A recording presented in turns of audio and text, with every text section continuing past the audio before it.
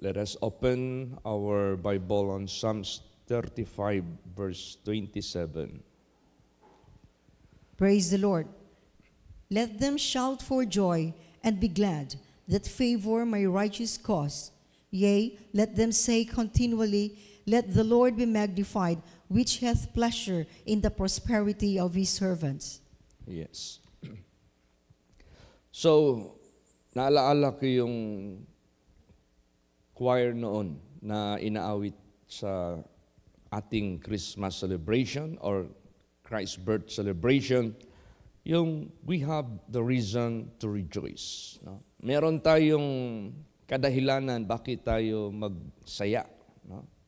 Sinabi dito, let them shout for joy and be glad that favor my righteous cause. Pag sinabing favor my righteous cause, ito yung mga anak ng Diyos na mga umiibig sa katuwiran. Ito yung mga taong mga anak ng Diyos na talagang minahal nila ang katuwiran ng Diyos. His righteous cause.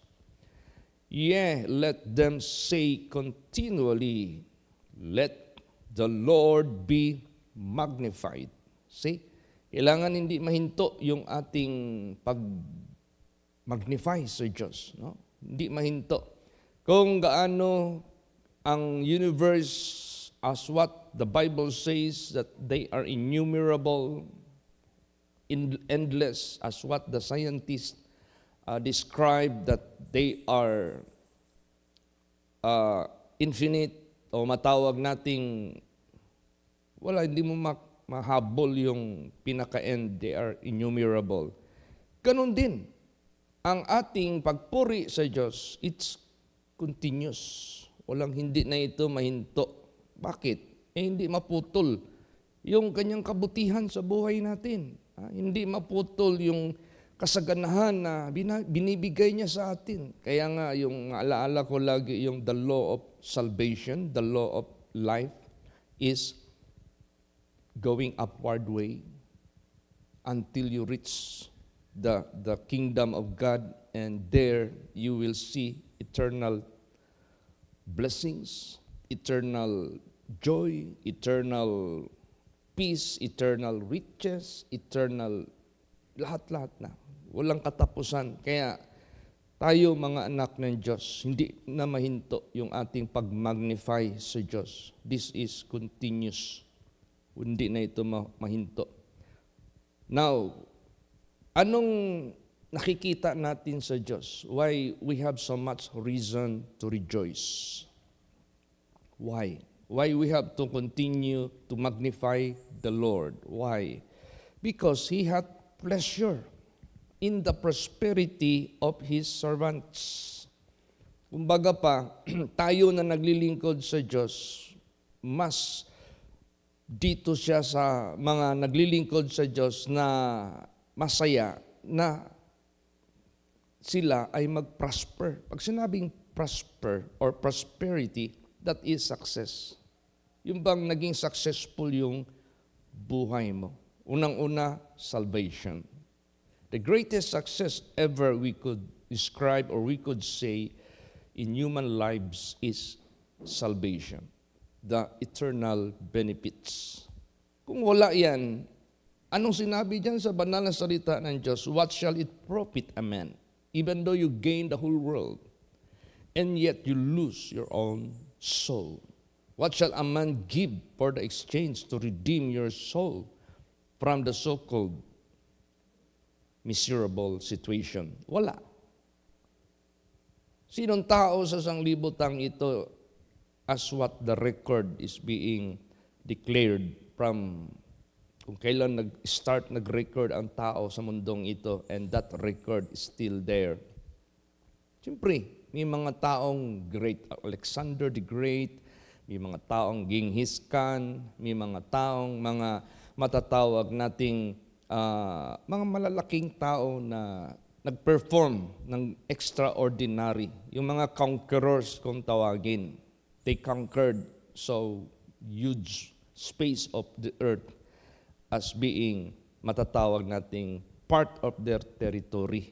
And they made it by war, no? Talagang digmaan, talagang matapang sila, talagang may command sila sa mga sundalo nila, talagang meron silang techniques how to do it, how to conquer place to place until they extend so much place of the earth. Ano nangyari sa kanila? Some of them were killed by stabbing. Some of them were killed by maybe at young age. Some of them might died by accident. Anong pakinabang niyan? For how many years mo lang pakinabangan? Some of them na pakinabangan nila 20 years. Pakinabangan nila yung fame nila, yung riches nila 30 years. Pinakamahaba na yung 50 years. Anong meron dyan? Ikumpara sa matatawag nating salvation. Ikumpara sa tinatawag na eternal benefits. Walang sinabi yan. Kaya pag sinabing prosperity, hindi ibig sabihin makita mo yung tao, malaki ang bahay, maganda ang sasakyan, malaki ang negosyo, may mga towers, may mga malls, kung ano-ano, yan na ba ang prosperity na sinasabi ng ating Panginoong Diyos na kanyang kinagagalak, na meron siyang pleasure? Hindi. But if that man is serving God, that's it. Praise the Lord. But if that man hindi naglilingkod sa Diyos, karnal lang, material lang, literal lang, walang spirituality, the Bible says, you are wretch. Pag sinabing wretch, kawawa ka. You are poor, you are blind, you are naked. Yan ang totoo. Kaya yung prosperity na sinasabi dyan, success kung tawagin, una yan, salvation. Wala nang iba. The rest just will follow. Kahit mag-follow yung the rest shall follow, still God giving them warning. If riches increase, do not be deceived, nor be proud, nor brag yourself, nor put your heart there. No, because riches sometimes gives you wings to fly. Magmayabang ka na. But if in case riches increase upon your life, you must increase in good works. You must increase in righteousness. You must increase in so much abounding sa gawain ng Diyos. Yun ang dapat direksyon na gusto ng Diyos. Kaya sinabi dito, ang Diyos meron siyang pleasure sa prosperity or success ng kanyang mga servants. At siya yung gumagawa niyan. Siya yung nagpupulfill niyan. Kasi alam niya yung servant niya magbigay ng kapurihan sa kanya, magluluwalhati sa kanya, at gagawa sa kanyang pinapagawa. Kaya, unang-una, anong klaseng matatawag nating katangian ng servant ng Diyos na masyado niyang kinagagalak? Basahin natin. Psalms 147 verse 11. Praise the Lord. The Lord taketh pleasure in them that fear Him, in those that hope in His mercy. Yan. See? Saan ang Diyos masyadong gagalak sa kanyang mga anak? Yung natatakot sa Kanya. See? Yung mitakot sa Kanya. The Lord taketh pleasure in them that fear Him, in those that hope in His mercy. See, bakit? Nagagalak masyado ang Diyos doon sa may takot sa Kanya, yung tinatawag na godly fear. Kasi alam ng Diyos, hindi sila gagawa ng masama. Alam ng Diyos, hindi sila hihiwalay sa Kanya. Alam ng Diyos, hindi sila tatalikod sa Kanya. Kaya nga sinabi dyan, the fear of the Lord is clean, enduring forever. The fear of the Lord, that is the beginning of wisdom. Ganun ang importante masyado. Kaya yan yung ating gawin nating pinaka-masterpiece sa buhay natin, na ingatan natin. Yung pinaka-asset sa buhay natin, yung takot sa Diyos. Praise the Lord. Yun, dyan naging ang Diyos, masaya. In those that hope in His mercy. Ibig sabihin yan, tayo, ang mga anak ng Diyos, nagsimula man tayo sa walang-wala, nagsimula man tayo sa masyadong minamaliit tayo, masyadong kinukutya tayo ng nasa paligid natin, nagsimula tayo dyan. Marami tayong naririnig, marami tayong nararanasan na mga kahirapan sa buhay, pero we hope in His mercy. Yun ang gusto ng Diyos sa buhay natin. Praise the Lord. We never give up His favor. We never give up His covenant. We never give up His promises. We hope, we expect. See?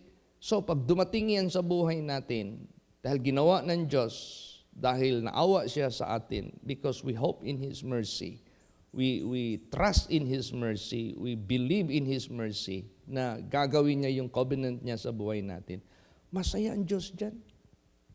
Kasi dumaan tayo ng righteousness, dumaan tayo ng patience, dumaan tayo ng tinatawag na masasabi nating tamang pamaraan. Walang shortcut, kumbaga pa. Walang shortcut sa paglilingkod sa Diyos. Ano pa?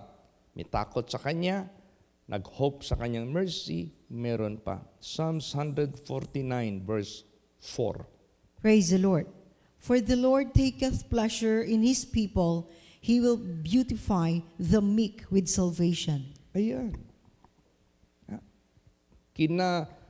Ang Panginoong Diyos ay naliligaya sa Kanyang mga bayan at He will beautify the meek with salvation. No? Anong beautify the meek? Kanyang gawan ng kagandahan ang mga mapagpakumbaba with salvation. Imagine that. Salvation, it is the greatest benefit of mankind ever we could say and we could describe. Wala nang iba. That is the greatest. Kung alam mo lang ang katotohanan, kung naniwala ka lang sa Diyos, kung nakikita mo lang ang hinahayag ng Diyos na katotohanan sa buhay mo sa sanglibotang ito, yan na. Wala nang iba. Yung salvation na yan, yun ang ibu-beautify ng Diyos sa buhay mo. Sabihin ko po sa inyo, hindi ka na mainggit sa mga may-ari dyan ng mga napakalaking kumpanya, tapos nagmamayabang, hindi ka na mainggit. Ang kinainggitan mo yung mga taong righteous, hindi kay inggit na kundi you are having the so-called yung desire. Paano mo masunod yung mga taong mitakot sa Diyos? Paano mo masunod ang mga taong meek? Yan ang gusto ng Diyos sa buhay natin. Ibu-beautify ka talaga ng Diyos ng Kanyang pagliligtas. Napakaganda po. Alam mo, ang Diyos, covenant.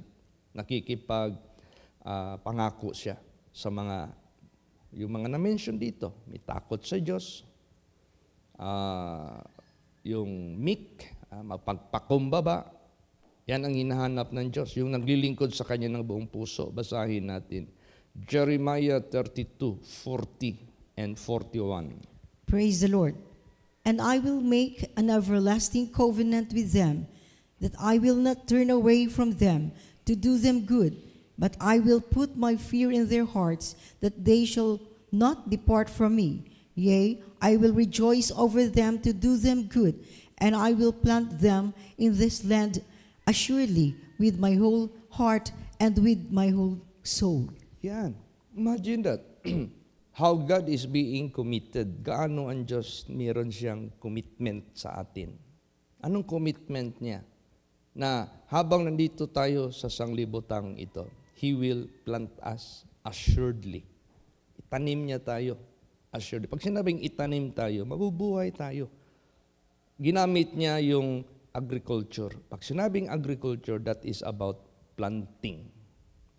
Anything that will grow and will bear fruit and will live by planting. Pag sinabing planting, itanim mo dyan sa lupa. Ganun, tayo, habang nandito tayo sa sanglibotang ito, tinuring tayo ng Diyos na isang tanim na itatanim niya, mabubuhay tayo, lalago tayo, lalaki tayo, bubunga tayo. Assuredly. Pag sinabing assuredly, sure yan. 100% yan. I will make an everlasting covenant with them that will not turn away from them. That I will not, God said, I will not turn away from them. Hindi tatalikod ang Diyos sa buhay natin, kahit sa kamatayan. Kahit sa kamatayan. To do them good. To do them good. Walang masama na mangyayari. Kaya nga, all things work together for good to them that love God and to them who are the called according to His purpose. Kasi doon niya gagawin yung kabutihan.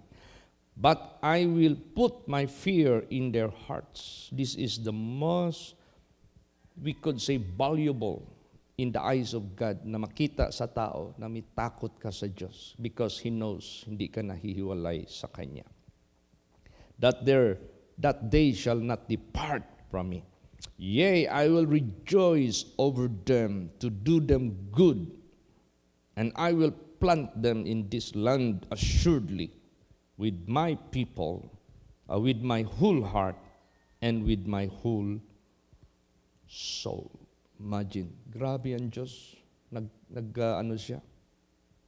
Meron siyang commitment, covenant, na gawin niya sa atin na ipaplant niya tayo assuredly. Hindi niya tayo hayaang matuyo, hindi niya tayo hayaang mapahamak. Kahit short period lang yan, pero mahalaga yan sa buhay natin. Praise the Lord. Tingnan mo yung buhay ng mga anak ng Diyos na naka-record sa Bible. Although they exist just how many years in this world, pero hindi na mabura yung pagsama ng Diyos sa kanila. Hindi na mabura yung paggamit ng Diyos sa kanila. It doesn't matter what kind of death they experience in this world because we are all bound to die physically. But what most matters? Ano talaga ang mahalaga sa kanila? Ang Diyos hindi humihiwalay sa kanila kahit sa kamatayan. Praise the Lord. Yan ang importante. Dagdagan pa ng Diyos. Kaya nga sabi diyan, if you are faithful to that which is least, I will entrust you all things. See, saan yung least na ini-entrust ng Diyos sa atin? Dito sa mundo, kung ano yung meron dito na in-entrust niya sa atin. Faithful pa rin tayo sa Kanya. He will entrust us all things. Doon na yan. Gagawin niya sa kaharian niya, sa everlasting glory of God.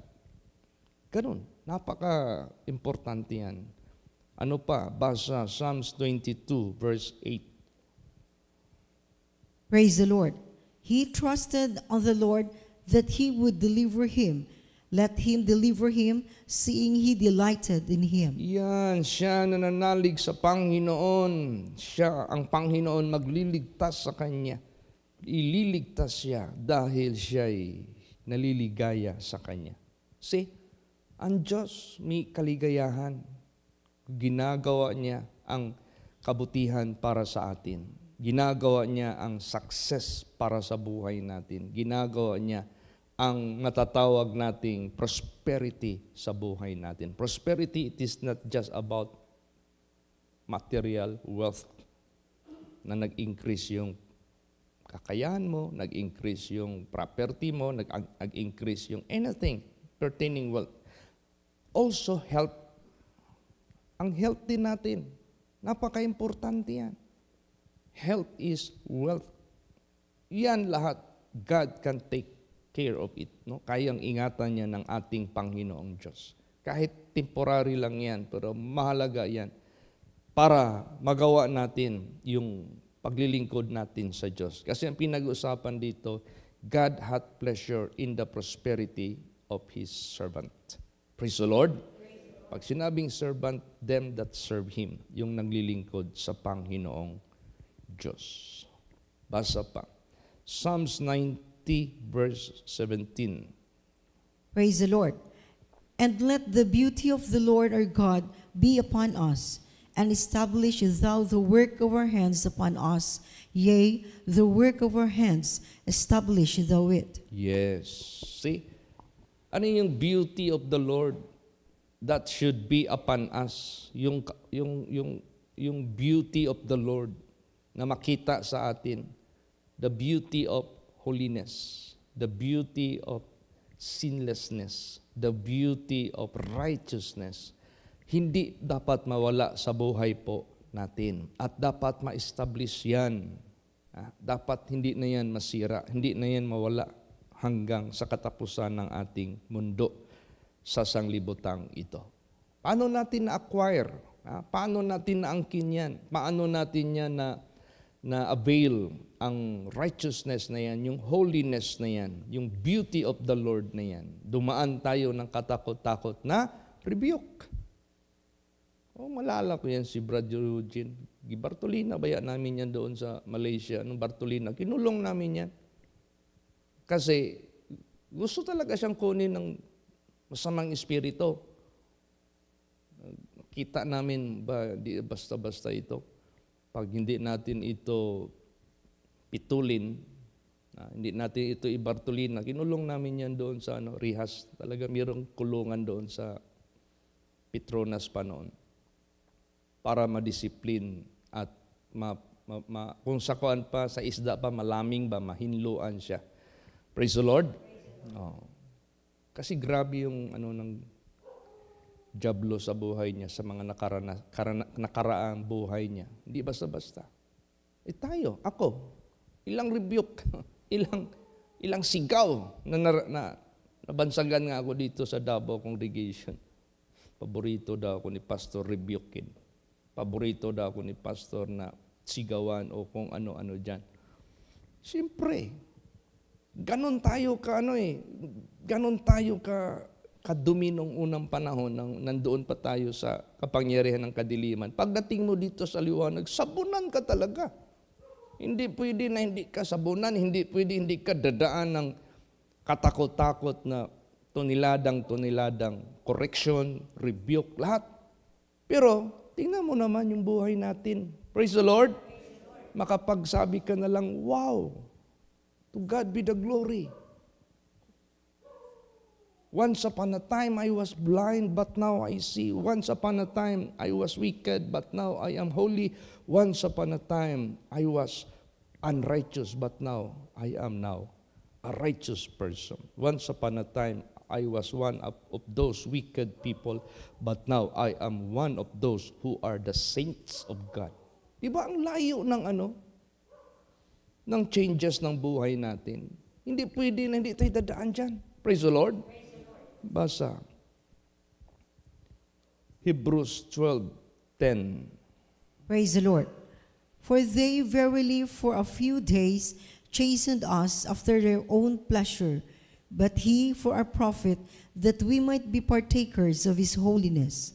Di ba? Kung hindi tayo pinalo ng Diyos ng husto, kung hindi tayo sinabon ng husto, kung hindi tayo nirebuke ng husto, kinorek ng husto, kung gaano tayo kabaluktot, tingnan mo yung bakal dyan. Pag meron kang bakal na gustong gamitin, tuwirin mo muna. May mga bakal na nabili natin sa junk shop, gamit na. Pag sinabing gamit na, ano na yan? Bako-bako. Kung ilang bako-bako, ganon din karami yung palo ng martilyo. Kung isa lang ang ganon, kunti lang ang pokpok. Tayo, grabing baluktot natin noon. Dami din tayong chastening. Pero tingnan mo yung profit sa buhay natin. God made us new creature. Kaya sinabi diyan, for they verily for a few days lang yan sa harapan ng Diyos. Praise the Lord. Hindi yan mas marami yung buhay natin na enjoy natin. Kunti lang yung panahon na katakot-takot na pagpokpok, chastening. For they verily for a few days chastened us after their own pleasure, but He for our profit, that we might be partakers of His holiness. Praise the Lord. Tingnan mo, Nabago yung buhay natin. Pananalita natin, bago na. Behavior natin, nabago na lahat. Di na makita yung kahapon natin, di na yun. Hiniwalay na ng Diyos yung kasalanan natin from east to west. Hindi na yan magkikita muli. Basa pa, 1 Peter 3:4. Praise the Lord. But let it be the hidden man of the heart, in that which is not corruptible, even the ornament of a meek and quiet spirit, which is in the sight of God of great price. Yan. Yan ang pinaka-valuable treasure in the eyes of God na nasa loob ng pagkatao natin, yung tinatawag na not corruptible, meekness and quiet spirit. Yung meekness, yung kapakumbabaan natin. Kasi, yung minsan may pahayag si Jesus dito. Sabi niya, ang anyo ng aking mga anak ay ang anyo ng tupa. Di ba? Si Jesus Christ, itinuring siyang lamp. Di ba yung siniparate ng Diyos, yung goats, tsaka yung sheep? Ano yung sheep? Meek. Dalhin mo man yan sa ihawan, hindi yan mag-ingay. It is like a dam. You might bring them to the slaughterhouse, but they are like dumb. Pero yung kambing, yun ang masyadong wild, masyadong maingay. Kita na kayo ng kambing. Nung kabataan ko pa, yung nanay ko, every Friday, nag-aihaw kami ng kambing. Ginagawang kaldereta, ginagawang kilawin, at papait, o kung ano-ano pa na specialty. Pag magdating na yung kambing sa bahay namin, buhay pa. Kami na ang magkatay niyan. Usually, yung bata pa ako, pag nandyan yung kambing, nilalaro ko muna. Hawakan ko yung sungay, ganun-ganunin ko, parang ginagawa ko manubila ba.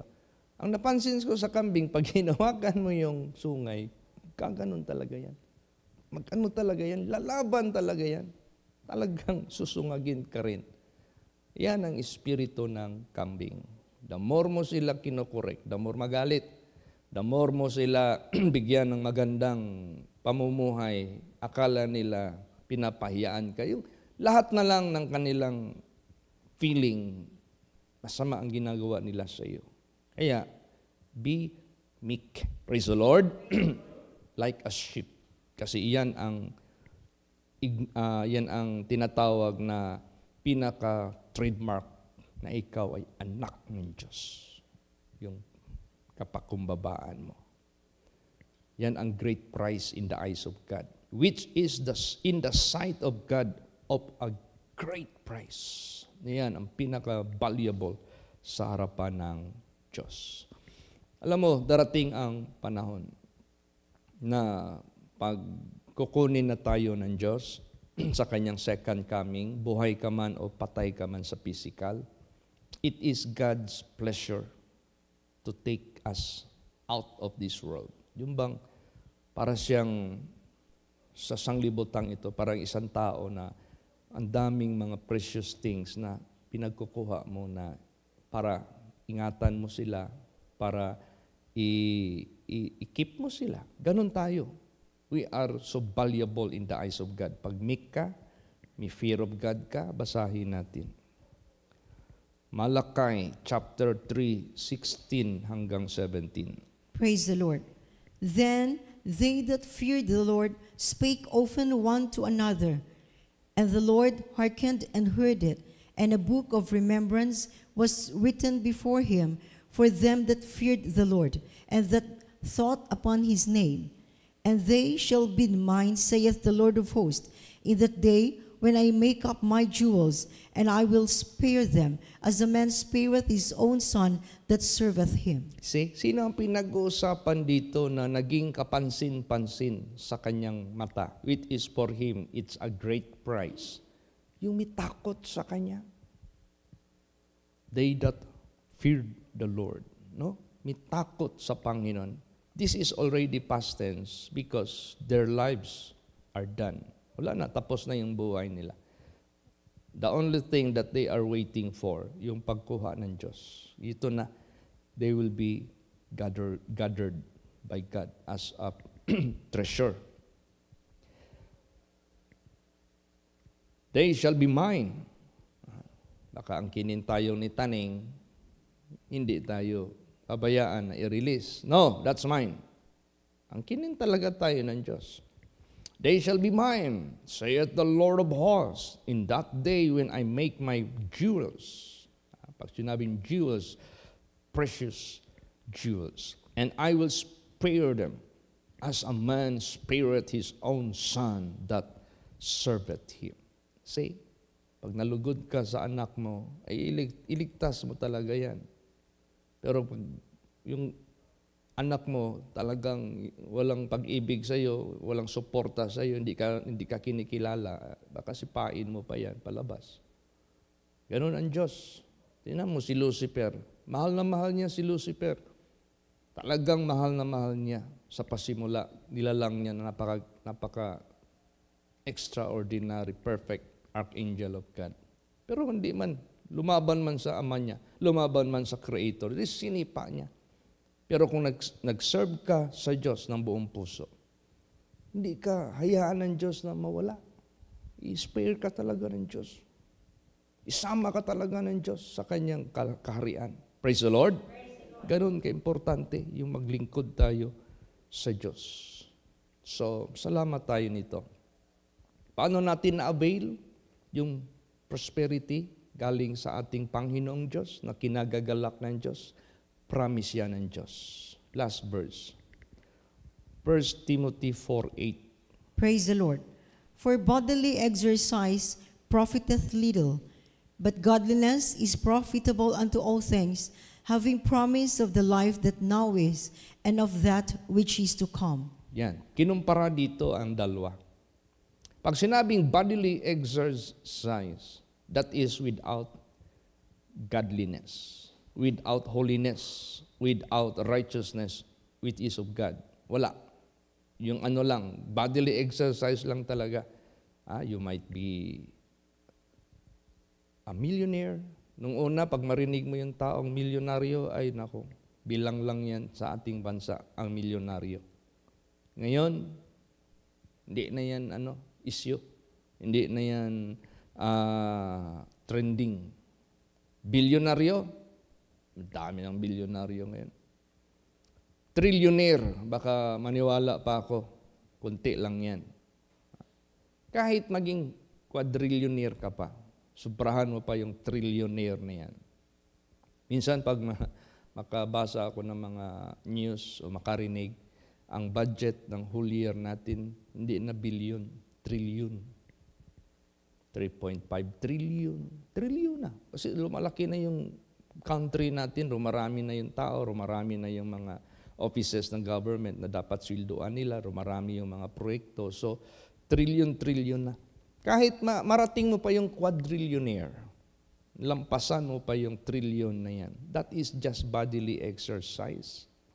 Without God, if that is without godliness, if that is without holiness, if that is without fear of God, that is little, kunti pa rin. Minsan magpalabas ang news feed sa FFB na, okay, this is the most rich man in the globe. Ito siya. Ito ang asset niya. Ito ang kanyang ganito. Pag yan tao na yan, walang godliness, walang holiness, walang righteousness, walang fear of God, walang faith of God, walang obedience sa Diyos, little lang yan. Kaunti lang yan.